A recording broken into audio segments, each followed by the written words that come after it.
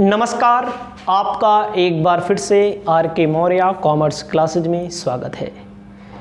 इस वीडियो के माध्यम से आपको बताने जा रहे हैं अभिप्रेरण से क्या आशय है, अभिप्रेरण को प्रभावित करने वाले घटक तत्व। पेपर में यहाँ से बहुत सारे क्वेश्चन पूछे जाते हैं, इसको आप ध्यान देंगे। बहुत सारे प्रश्न का मतलब ये प्रश्न बहुत ज़्यादा पूछा जाता है। जो भी प्रश्न हम बता रहे हैं वही प्रश्न पेपर में पूछा जाता है, इसको ध्यान दीजिएगा। अपनी कॉपी में लिख लीजिएगा अभिप्रेरण। अभिप्रेरण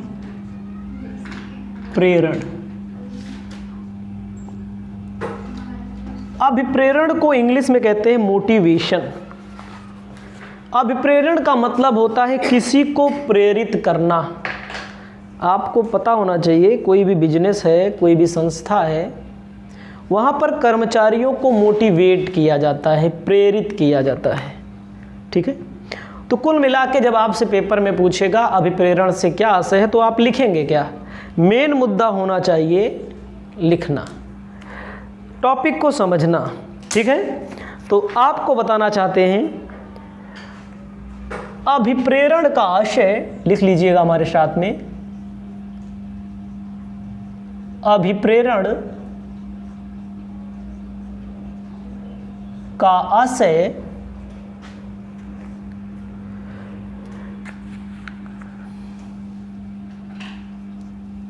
प्रेरित करने से है।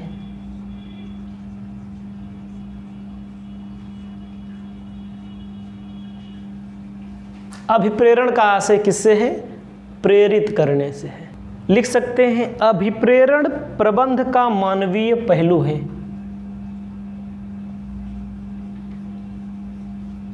अभिप्रेरण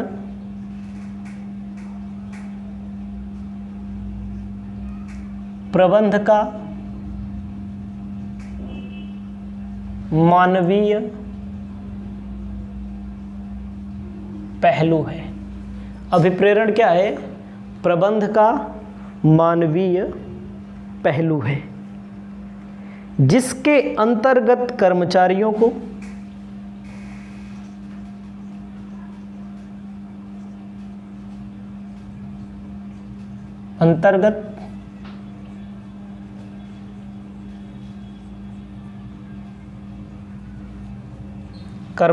को प्रेरित करने वाली सभी क्रियाओं को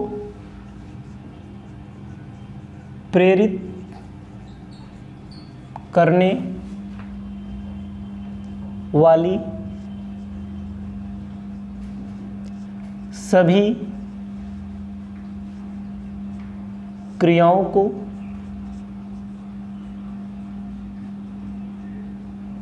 समाहित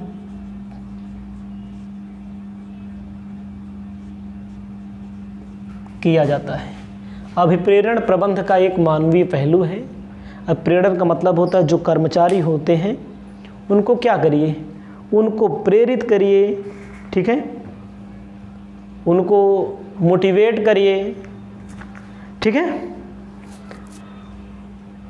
जिससे वे अच्छा काम करें, बेहतर काम करें।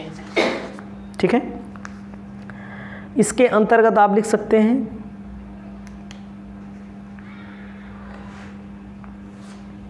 समाहित किया जाता है, हो गया बस। इसके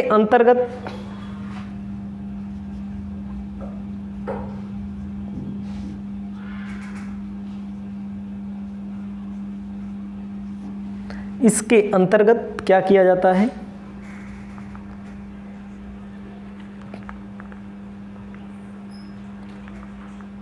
प्रेरणा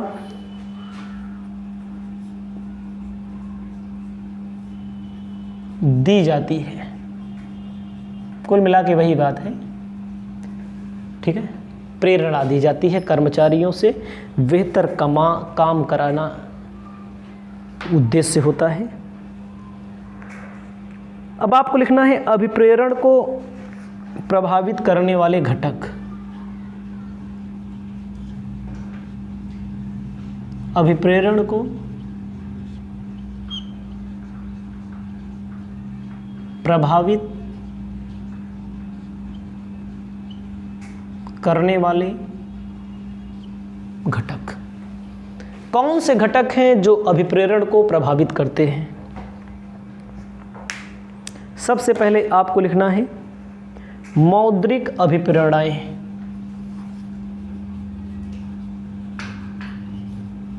मौद्रिक अभिप्रेरणाएं।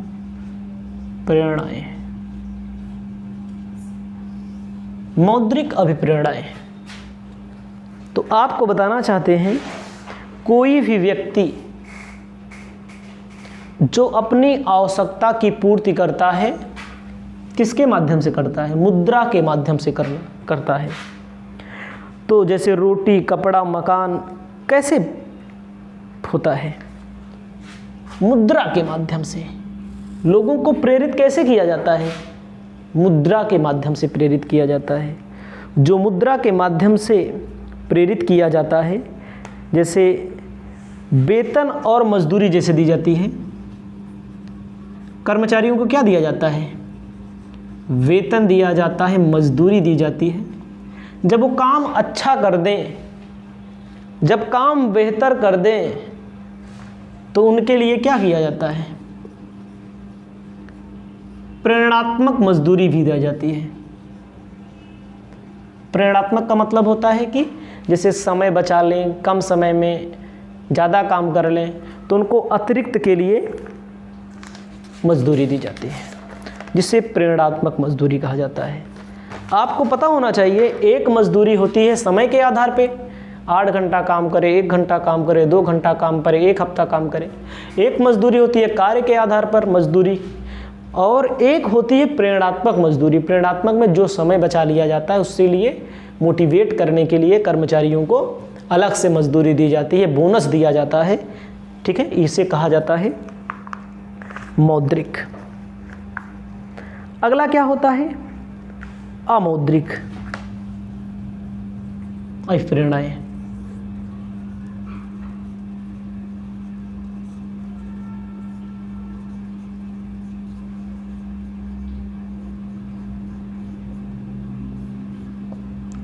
अमौद्रिक का मतलब क्या होता है? अमौद्रिक का मतलब होता है जैसे कि कर्मचारियों को सुविधा दे दी जाए। समझिएगा, कर्मचारियों को सुविधा दे दी जाए। सुविधा का मतलब कहा जाए कि बाद में आपको पदोन्नति दे दी जाएगी। पदोन्नति मतलब प्रमोशन दिया जाएगा, आप अच्छा काम करेंगे, आपको सुपरवाइज़र से मैनेजर बना दिया जाएगा, फोरमैन से सुपरवाइज़र बना दिया जाएगा। ठीक है, आप समझते हैं? अमौद्रिक का मतलब, अमौद्रिक मतलब पैसा नहीं दिया जाएगा, यहाँ पर सुविधा दी जाएगी, पदोन्नति का अवसर प्रदान किया जाएगा, मतलब प्रमोशन किया जाएगा। इसको भी आप जानते हैं। ठीक है, जैसे आप समझिए, जैसे उनके लिए, उनके कुशलता में वृद्धि के लिए समय समय पर मजदूरी के अलावा धन, शराब, जुआ आदि, मतलब ये प्रेरणा देनी चाहिए उनका कि जुआ मत खेलिए, शराब मत पीजिए, ठीक है, दारू मत पीजिए। ठीक है, तो ये होता है। तो इसके अंतर्गत आता है पहला, इससे फ़ायदा क्या होता है? उन्नति के अवसर मिलते हैं। हमारी बात को समझिएगा थोड़ी, ये पेपर में आता है, जो पेपर में आता है उसको हम बताता है। मौद्रिक का मतलब होता है कि पैसा मिलेगा। अमौद्रिक का मतलब होता है कि मोटिवेशन कैसे दिया जाएगा, बताया जाएगा कि आपको पदोन्नति दे देंगे, मोटिवेट किया जाता है। समाज में बहुत सारे लोग मोटिवेट करते हैं, नशा मत करिए ना, नशा मत करिए, दारू मत पीजिए, तो उससे क्या होता है? उन्नति करता है। आप देख सकते हैं बहुत सारे लोग गाँव में आपको मिलेंगे, कमाएंगे 300-400, उन्हें 50-100 रुपये तो गुटखे खा लेते हैं, शराब 100 रुपये पी लेते हैं बहुत लोग। ठीक है, तो इससे क्या होता है? नुकसान होता है। आपको ध्यान देना है। उन्नति के अवसर के बाद लिखना है योग्य नेतृत्व। औद्योगिक संस्था का मुख्य व्यक्ति प्रबंधक या प्रबंधक संचालक होता है। मतलब कि जो प्रबंधक हो या प्रबंधक संचालक हो, उसको योग्य नेतृत्व प्रदान करना चाहिए। उसके बाद भय का अभाव, अगर कोई भय है तो भय को दूर कर देना चाहिए, कर्मचारियों के अंदर भय निकाल देना चाहिए। नौकरी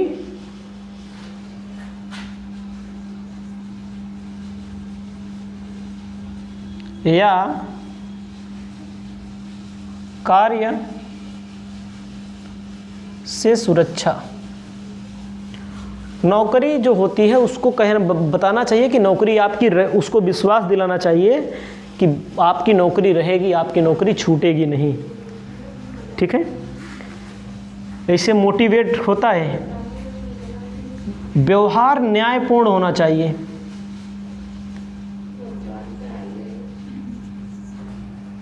उसके बाद आपको लिखना है सहभागिता।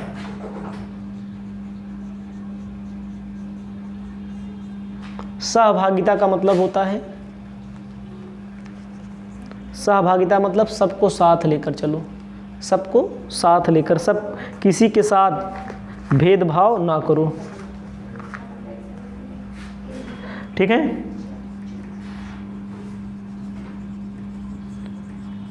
व्यक्तिगत स्थिति, जो स्थिति है वो व्यक्तिगत तौर पर अच्छी होनी चाहिए। 8वां नंबर, अधीनस्थ कर्मचारियों से सद्भावना। जो अधीनस्थ मतलब जो नीचे के कर्मचारी हैं उनसे सद्भावना से काम लेना चाहिए। जिज्ञासा प्रस्तुत करनी चाहिए, नया नया ज्ञान देना चाहिए प्रबंधकों द्वारा। ठीक है, तो ये सारी चीज़ें होती हैं। अब आपको आगे बताने जा रहे हैं इसी में अभिप्रेरण के उद्देश्य और अभिप्रेरण के महत्व। तो अभिप्रेरण के उद्देश्य और महत्व पढ़ लेंगे तो ये टॉपिक आपका समाप्त हो जाएगा। हेडिंग लिखना है अभिप्रेरण के उद्देश्य। हेडिंग लिखना है आपको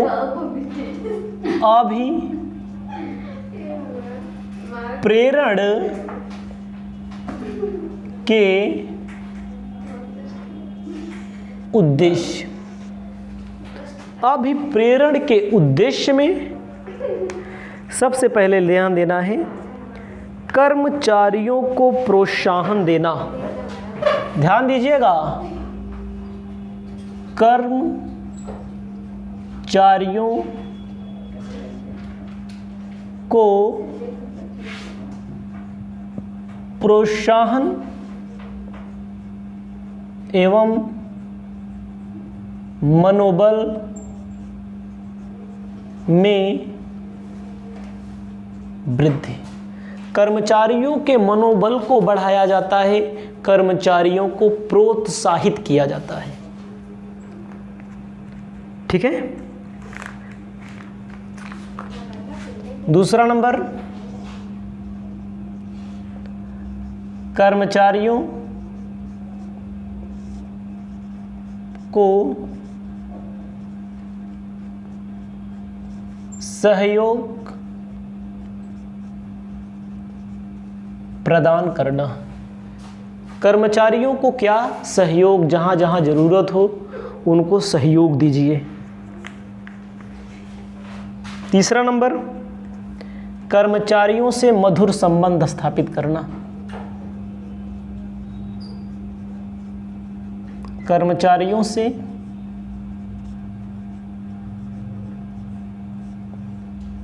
मधुर संबंध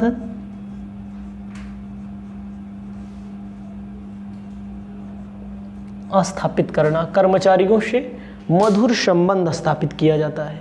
अगला लिखना है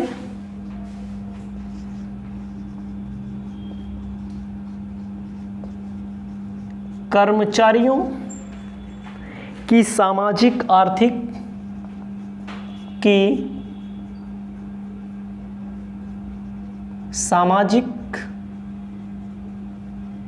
आर्थिक व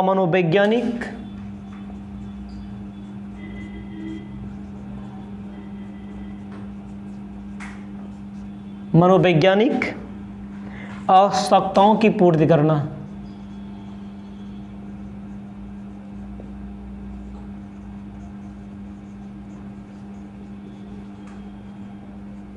नमस्कार दोस्तों, ठीक है।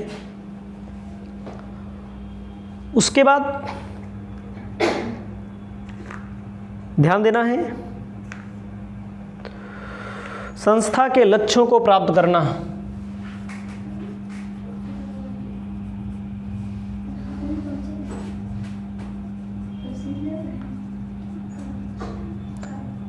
संस्था के लक्ष्यों को क्या किया जाता है?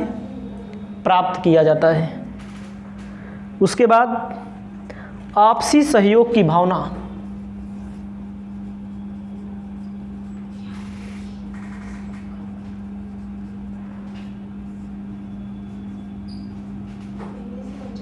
आपस में सहयोग स्थापित करो, भाव भंगिमा, ठीक है।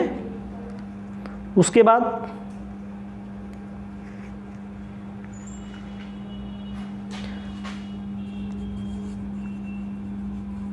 कर्मचारियों की शिकायतों को सुनना, ये सब उद्देश्य हैं, तभी अभिप्रेरणा बढ़ती है लोगों में, ठीक है। उसके बाद समस्याओं का समाधान करना। कर्मचारी को यदि समस्या है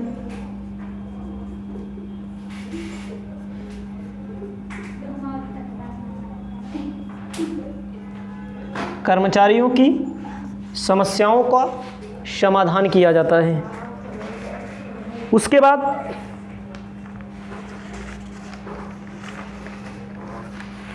आपको लिखना है महत्व, उद्देश्य। आपको लिखना है महत्व। महत्व में क्या होता है? प्रेरणा का महत्व क्या होता है? पहला कहा गया है सौहार्दपूर्ण मानवीय संबंधों की स्थापना। सौहार्दपूर्ण मानवीय संबंधों की स्थापना होती है। दूसरा नंबर आपको लिखना है अस्थाई सेवा।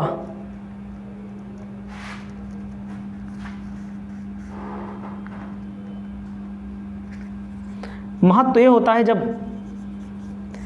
कर्मचारी को मोटिवेट कर दिया जाएगा तो अस्थाई रहता है वो, ठीक है। अस्थाई सेवा करेगा, मन लगा कर काम करेगा। तीसरा नंबर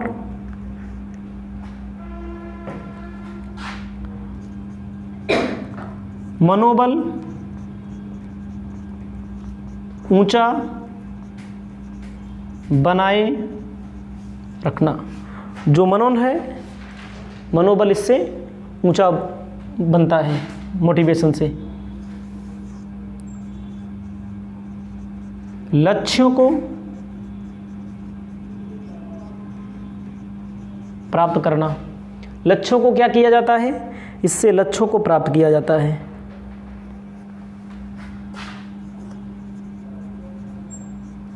कार्य के प्रति रुचि। कार्य के प्रति क्या होती है? रुचि भी बढ़ती है इससे। मधुर संबंध की स्थापना होती है।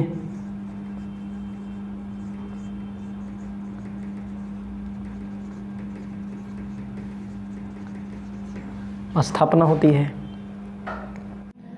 नमस्कार, आप पढ़ रहे हैं ह्यूमन रिसोर्स मैनेजमेंट। इस वीडियो के माध्यम से आपको बताएंगे भर्ती और चयन। चैप्टर का नाम कह सकते हैं आप भर्ती एवं चयन है।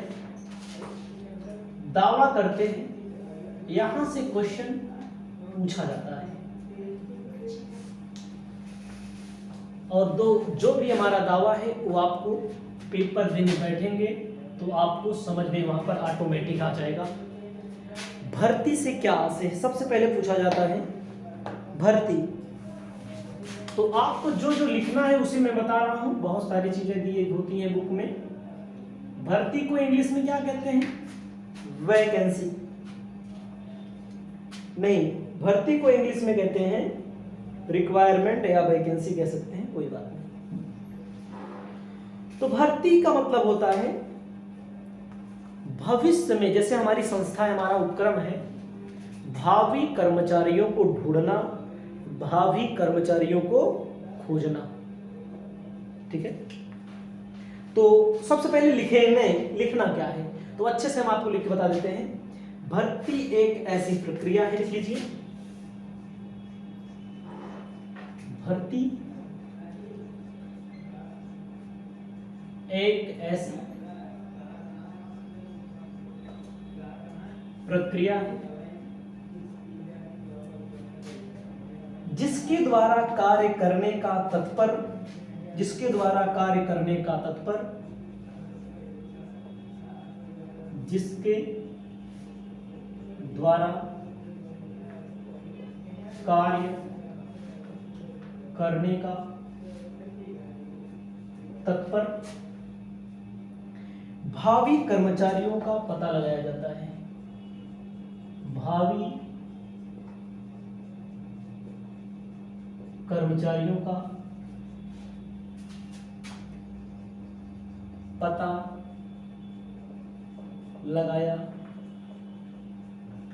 जाता है। भर्ती एक ऐसी प्रक्रिया है जिसके द्वारा क्या किया जाता है? कार्य को करने, भावी कर्मचारियों का पता लगाया जाता है। भविष्य में जो कर्मचारी आएंगे कहाँ रहेंगे, कहाँ से आएंगे, उन्हें संस्था में कार्य करने के लिए आवेदन देने ही, उन्हें संस्था में कार्य करने के लिए आवेदन देने हेतु प्रोत्साहित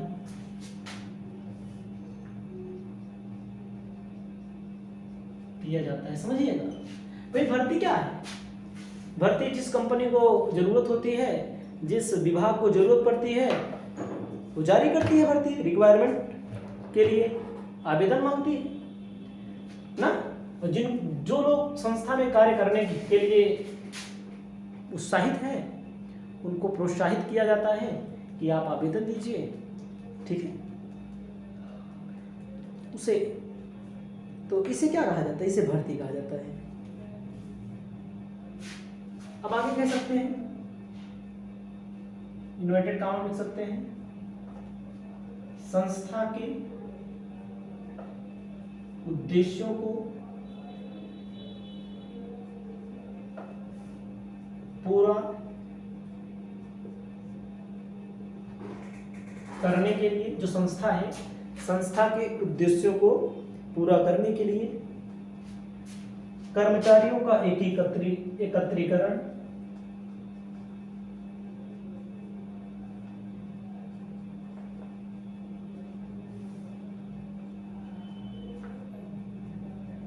भर्ती कहलाता है।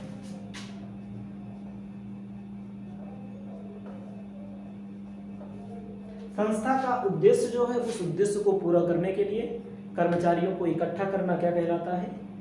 भर्ती कहलाता है। देखो, भर्ती निकालना एक प्रक्रिया होती है, दूसरी प्रक्रिया होती है कर्मचारियों का चयन। जिसे जो लोग फार्म भरते हैं, आवेदन देते हैं,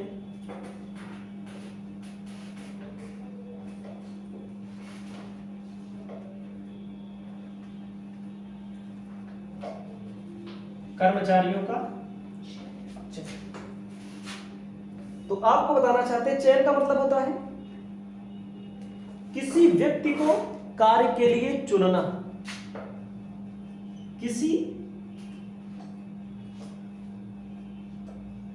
व्यक्ति को कार्य के लिए चुनना क्या कहलाता है? कर्मचारियों का चयन कहलाता है। ठीक है,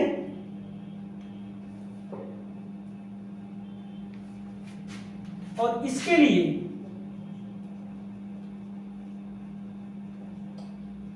कर्मचारी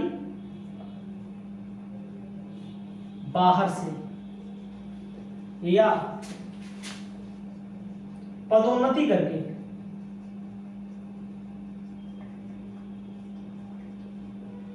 पदोन्नति मतलब पद को बढ़ा करके चुना जाता है, प्रमोशन करके। ठीक है, मतलब कि या हस्तांतरण करके भी कह सकते हैं, या पदोन्नति करके या हस्तांतरण करके क्या किया जाता है? चुना जाता है। तो आपको ध्यान देना है, कर्मचारियों का चयन का मतलब होता है किसी व्यक्ति को कार्य करने के लिए चुनना।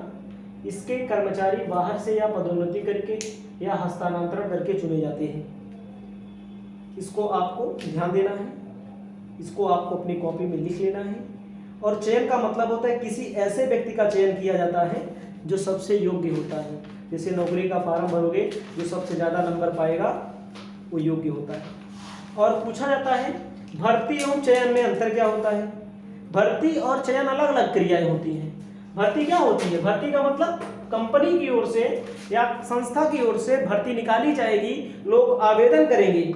चयन का मतलब क्या होता है? चयन का मतलब होता है खोज, भावी कर्मचारियों की खोज। ठीक है, तो जो अच्छा होता है उसी को नौकरी दे दी जाती है। तो इसे आपको अपनी कॉपी में लिख लेना है। पेपर में पूछा जाता है चयन एवं भर्ती में अंतर। तो आपको देखो भर्ती में क्या आ जाए? ऐसी प्रक्रिया जिसके द्वारा कार्य करने के लिए भावी कर्मचारियों को पता लगाया जाता है। भविष्य में जो कर्मचारी है उनको पता लगाया जाता है, उनको ढूंढा जाता है। और चयन का मतलब होता है उनको जो योग्य होते हैं हस्तांतरण करके, जैसे मान लीजिए किसी का ट्रांसफर करके ला लिया जाता है, किसी व्यक्ति को चुन लिया जाता है, या किसी व्यक्ति को पदोन्नति कर दिया जाता है। पदोन्नति मतलब निम्न पद से ऊंचे पद पर तैनात कर दिया जाता है। तो आपको लिखना है, आगे लिखना है श्रम शक्ति पूर्ति के साधन। श्रम शक्ति पूर्ति के साधन। श्रम शक्ति पूर्ति के साधन में सबसे पहले आपको लिखना है आंतरिक स्रोत।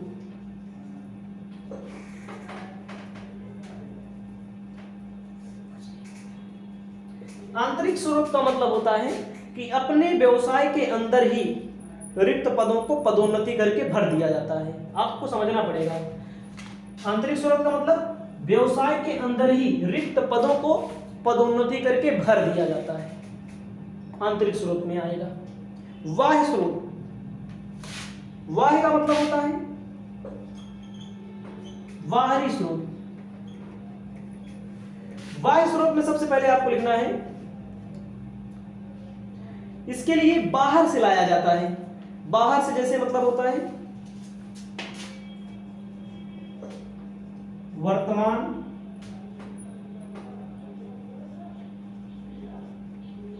कर्मचारी के मित्र एवं रिश्तेदार। वर्तमान कर्मचारी के जो मित्र होते हैं, जो रिश्तेदार होते हैं, उनसे मैनेज किया जाता है। भाई जो कर्मचारी हैं मित्र व रिश्तेदार। भूतपूर्व कर्मचारी, भूतपूर्व मतलब जो कहीं पर कर्मचारी रहे हैं पहले से, उनसे उठा लिया जाता है। आंतरिक स्रोत का मतलब मैंने बताया क्या होता है, अंदर ही जो जैसे बहुत सारे कर्मचारी होते हैं उनको प्रमोट करके काम ले लिया जाता है। और बाह्य मतलब मित्रों से, कर्मचारी के, भूतपूर्व कर्मचारी के मित्रों से, वर्तमान के रिश्तेदार से, नादवास से लाया जाता है ना। तीसरा नंबर विद्यालय एवं प्रशिक्षण संस्थाएं।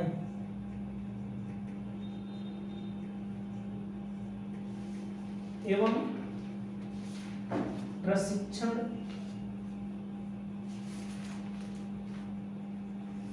संस्थाएं। विद्यालय एवं प्रशिक्षण संस्थाओं का मतलब क्या होता है? विद्यालय एवं प्रशिक्षण संस्थाओं का मतलब होता है रिक्त स्थानों की पूर्ति विद्यालय एवं तकनीकी संस्थाओं के लिए संपर्क स्थापित किया जा सकता है। अच्छी कंपनियां, विद्यालय, तकनीक संस्थाओं, कुशल युवक खोजकर, यहाँ पर कुशलता के लिए खोजना पड़ता है। जैसे विद्यालय है तो देखो विज्ञापन निकालना पड़ता है ना, विज्ञापन निकालना पड़ता है। प्रशिक्षण संस्थाएं हैं तो योग्यता इसमें देखनी पड़ती है, तभी तो लाओगे। ये मैं नाजमान रिश्तेदार को थोड़ी लाओगे। उसके बाद है श्रम संघ।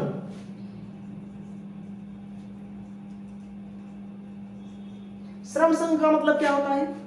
जिन उद्योगों में श्रम संघ एकाधिकार होता है वहां कर्मचारियों की पूर्ति श्रम संघों के माध्यम से की जाती है। मतलब श्रम संघ से कर्मचारियों को लाया जाता है। ठीक है। उसके बाद आपको ध्यान देना है, यहां लिख लेना है 5वां नंबर, कारखाने के मुख्य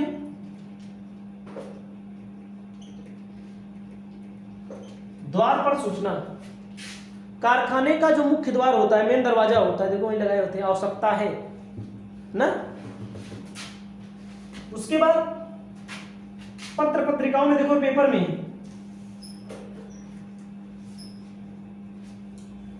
पत्र पत्रिकाओं में, रेडियो में, वहां से भी क्या किया जाता है? वहां से भी सूचनाओं को इकट्ठा किया जाता है। हर जिले में रोजगार कार्यालय है, समझिएगा।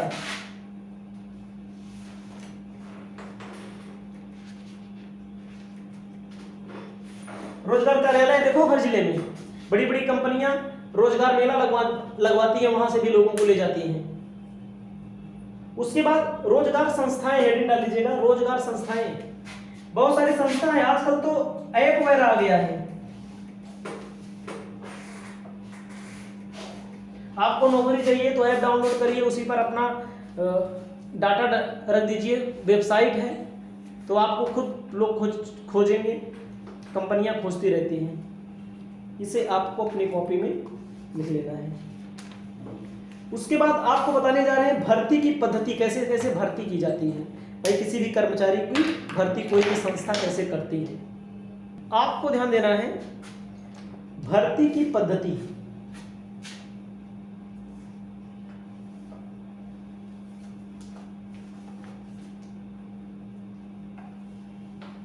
भाई भर्ती कैसे की जाती है? भर्ती की पद्धति में सबसे पहले लिखना है प्रत्यक्ष विधि।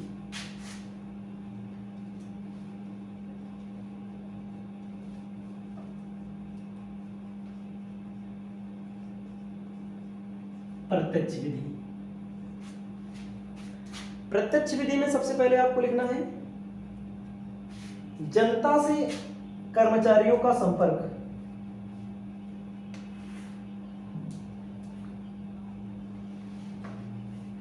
देखा, जनता से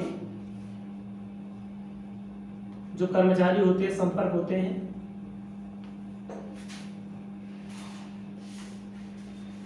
ये सब जानते हैं आप लोग। हम कहीं पर कर्मचारी हैं, जान रहे हैं, तो जनता से हमारा वो है, भर्ती निकली अपनी विभाग में, अरे प्राइवेट है मानो, सरकारी ना मानो, नहीं, ठीक है, जनता से भी संपर्क हो जाता है। ठीक है। प्रत्यक्ष विधि में रिक्त पदों को भर दिया जाता है, रिश्तेदार, नातेदार, परिचित होता नहीं है। विद्यालय एवं कॉलेज, आप समझिए कैसे विद्यालय एवं कॉलेज लिखा गया। बड़ी बड़ी कंपनियां हैं, बीटेक वाले कॉलेज में, एमबीए वाले कॉलेज में पहुंच जाती हैं, वहां से डायरेक्ट उठा लेती हैं। कहते नहीं प्लेसमेंट देते हैं, शिक्षण प्रशिक्षण, सही है नहीं, प्रतिशत छूट। तीसरा नंबर प्रतीक्षा सूची। अभ्यर्थियों द्वारा समय समय पर आवेदन प्राप्त होते हैं।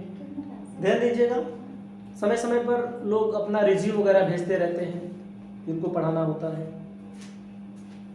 उसके बाद प्रदर्शनी भी लगती है, जहां लोगों को चुन लिया जाता है, सम्मेलन होता है।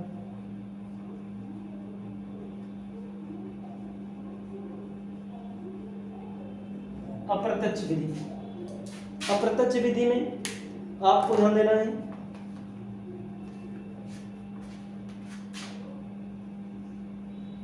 सेवा योजन केंद्र, प्रत्येक राज्य में सेवा योजन केंद्र बना हुआ है, प्रत्येक जिले में सेवा योजन केंद्र वहां से लिया जाता है। राज्य सरकारों प्रत्येक जिला मुख्यालयों पर क्या करती हैं, तो कहते हैं सेवा योजन में रजिस्ट्रेशन कराए रहो, तो भर्तियां आती हैं। उसके बाद निजी रोजगार संस्था, ऐसी संस्थाएं जो निजी रोजगार देती हैं, ठीक है। तकनीकी, कार्मिक, लेखाकार, कंप्यूटर प्रशासक, बहुत सारी संस्थाएं होती हैं। कॉलेज प्राध्यापकों के लिए संगोष्ठियां,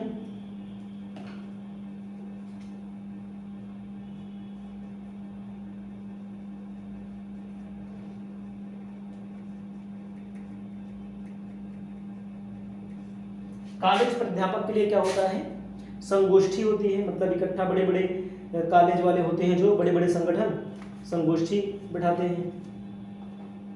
प्रशासनिक खोज संस्थाएं,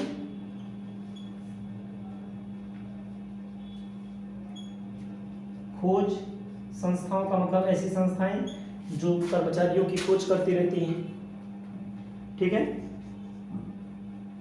उसके बाद प्रतिनियुक्त,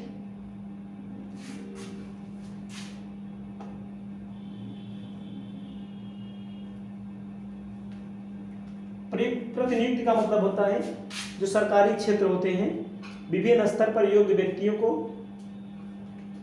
प्रतिनियुक्ति दे दिया जाता है। योग्य व्यक्तियों को 2-2 पद दे दिया जाता है कभी कभी। आप पढ़ रहे हैं ह्यूमन रिसोर्स मैनेजमेंट। आपको बताने जा रहे हैं इस वीडियो के माध्यम से कर्मचारियों के चयन से आप क्या समझते हैं, कर्मचारियों के चयन के लिए किन किन बातों को ध्यान में रखना चाहिए। ध्यान दीजिएगा, सबसे पहले आपको लिखना है हेडिंग, कर्मचारियों का चयन। कर्मचारियों का चयन का मतलब क्या होता है, तो आप भी जानते हैं, हम भी जानते हैं। इसको लिखना कैसे है ये बताना है हमें बस। कहते हैं चयन प्रक्रिया किसी अभ्यर्थी से उसकी योग्यता लिखना है। चयन प्रक्रिया किसी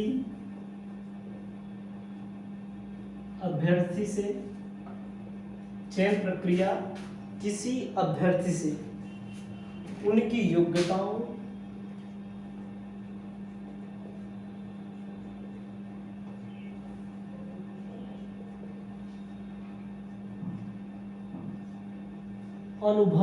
योग्यताओं, अनुभवों एवं अन्य गुणों का मूल्यांकन,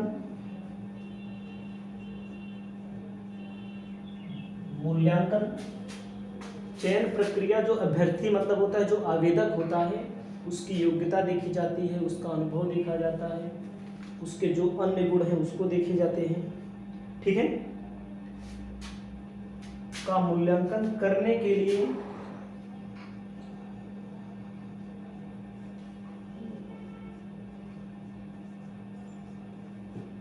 लिए वांछित सूचना प्राप्त करने,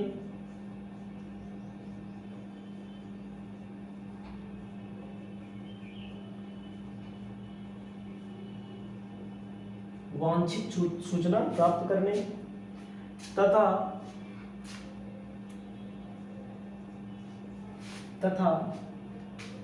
निर्धारित अर्हता,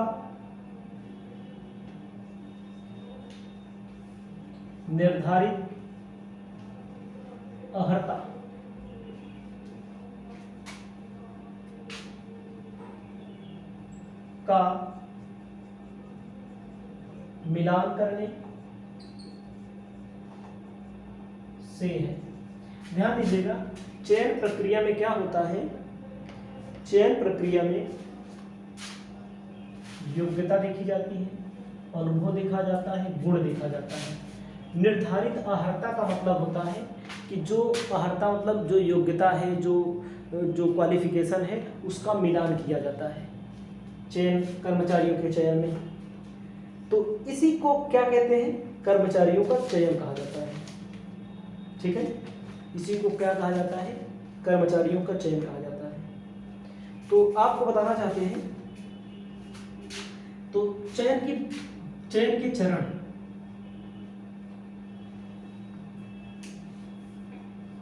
चयन के चरण कौन कौन से हैं।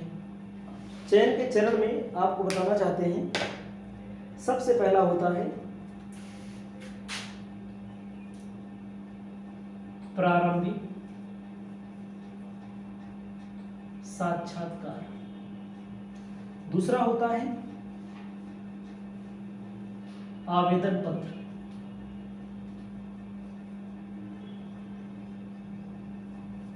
तीसरा होता है द्वितीय साक्षात्कार,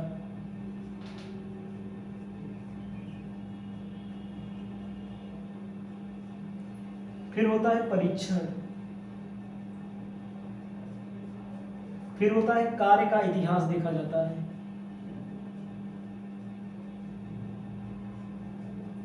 उसके बाद है संदर्भ, उसके बाद शारीरिक परीक्षण,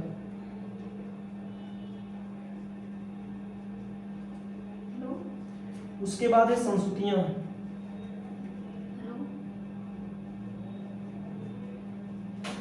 उसके बाद है पर्यवेक्षक से साक्षात्कार नियुक्ति,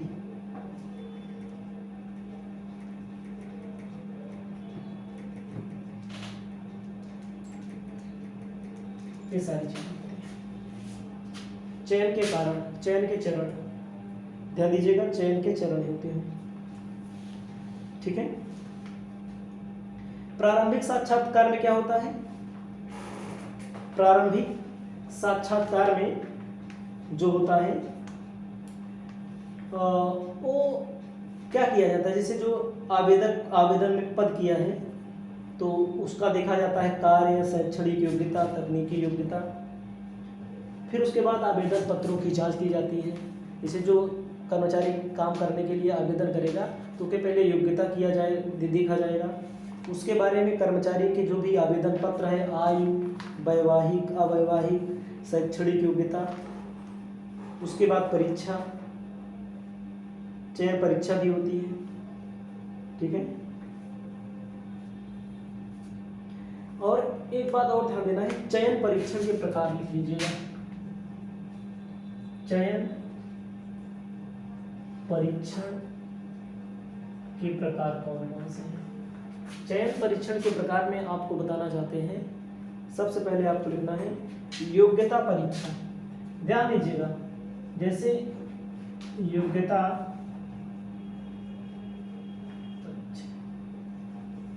देखी जाती है। देखो, नौकरी जो होती है कहीं कहीं पर परीक्षा, ज्ञान, कौशल परीक्षा के आधार पर। योग्यता परीक्षा में क्या क्या होता है, सबसे पहले होता है फर्स्ट नंबर कार्य नमूना परीक्षा। कार्य नमूना का मतलब क्या होता है, कार्य नमूना का मतलब होता है जैसे कहीं पर फैक्ट्री में काम करने के लिए नमूना दे दिया जाता है कि उम्मीदवार को उसकी कार्य क्षमता जानने के लिए मशीन दे दी जाती है, तो उसको थोड़ा चेक किया जाता है। दूसरा होता है कार्य से संबंधित ज्ञान को मापना। कार्य से संबंधित क्या किया जाता है, ज्ञान को भी मापा जाता है। काम दे दिया जाता है, जैसे देखो जहाँ पर क्या बोलते हैं शॉर्ट हैंड वगैरह की नौकरी मिलती है, जहाँ पर वो टाइपिंग की नौकरी मिलती है, तो वहाँ पर कार्य भी मापा जाता है। 1 मिनट में कितने वर्ड टाइपिंग करोगी, ये भी देखा जाता है। ठीक है। उसके बाद है कार्य के प्रति रुचि भी देखा जाता है। कार्य के प्रति रुचि भी देखा जाता है, कार्य के प्रति रुचि कितनी है। और यांत्रिक योग्यता क्या होता है, यांत्रिक योग्यता देखी जाती है। वस्तुगत परीक्षाएं, जिस वस्तुगत परीक्षाएं, जिसे रेलवे लोग नौकरी करते हैं, जिस वस्तु से संबंधित होता है। कौशल परीक्षा,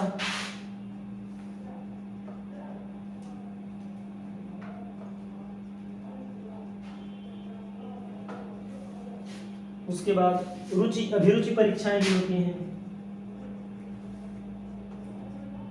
अभिरुचि परीक्षाएं भी होती हैं। तो ये सारी चीजें हैं, इससे आप अपनी कॉपी में लिख लेंगे। ये महत्वपूर्ण टॉपिक मैंने आपको बता दिया है।